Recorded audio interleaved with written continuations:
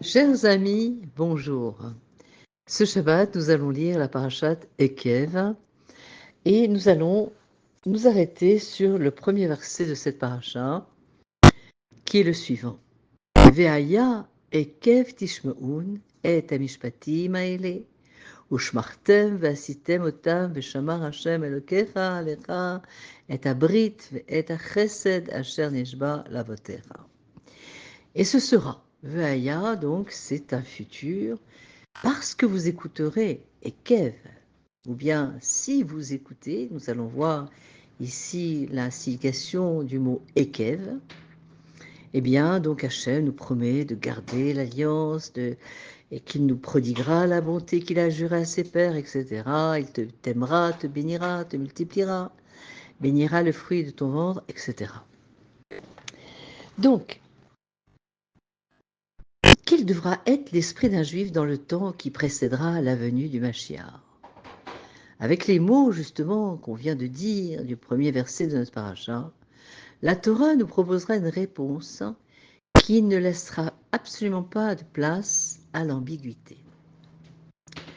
Ce verset de style très simple a intrigué nombreux commentateurs par la présence du mot Ekev. Alors, Ekev peut se traduire par si, qui en hébreu est rendu justement par Ekev, qui est vraiment très très rarement employé dans ce sens. On va plutôt employer le mot im. Mais Ekev peut aussi avoir le sens de si vous écoutez mes commandements, etc. Si donc ici le texte utilise ce mot, c'est qu'il vient dans ce contexte nous orienter, nous disent nos sages, vers un point de réflexion très précis. Mais avant de nous y engager, il nous faut rappeler un principe de lecture du texte, selon lequel l'expression ve'aya, ve'aya ekev, donc qui commence par ce sera, comme j'ai dit c'est un futur, indique toujours un sentiment de joie. Le verset se lit alors ainsi: Dieu éprouvera une grande joie si vous écoutez ses lois, ses commandements. Une question évidente se pose ici: pourquoi Dieu va-t-il éprouver de la joie précisément à travers ces mots?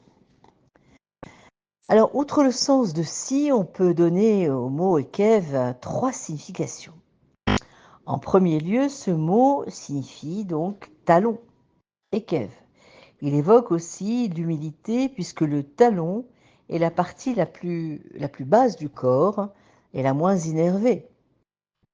Enfin, ce mot fait référence aux temps qui vont précéder la venue du Mashiach, période que le Talmud désigne par les mots Akafta Demshira, les talons du Mashiach. Alors ces 3 significations sont bien sûr liées entre elles et s'inscrivent toutes dans la même direction. Et pour les maîtres du Talmud, la période qui précède la venue du Mashiach sera trouble, sinon obscure. On y est, on est à fond dedans. Tous les repères sociaux et humains se sont effondrés pour ne laisser, bien sûr, qu'un grand vide spirituel.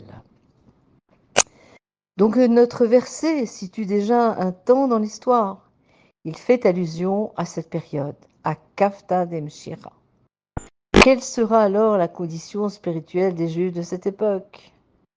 Et de répondre très basse, à l'instar du talon, désigné par nos maîtres comme la partie la plus insensible du corps.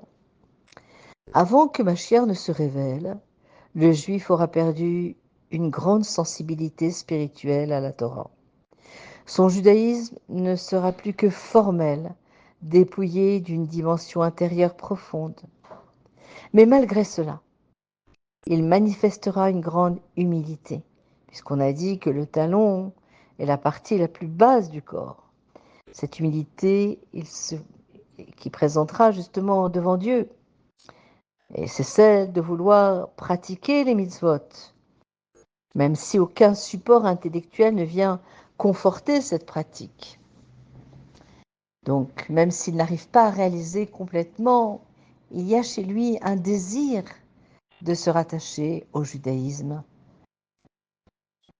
Et donc, notre verset prend maintenant tout son sens. Quant à l'approche du Mashiach, le peuple juif cherchera, en dépit des effets dévastateurs de l'assimilation, il cherchera à pratiquer le judaïsme, faisant preuve ainsi d'une soumission profonde à la volonté de Dieu. Et Akadosh Baruch Hu, à ce moment-là, va ressentir une grande joie. Il verra les efforts de ce juif, d'où il est venu, quelle a été son éducation, ses difficultés. Et pourtant, malgré cela, en dépit de cela, il cherchera toujours à rester attaché profondément au judaïsme. On sait que le mot olam, eh bien, c'est la même racine que Elem. Dieu se voile dans le monde.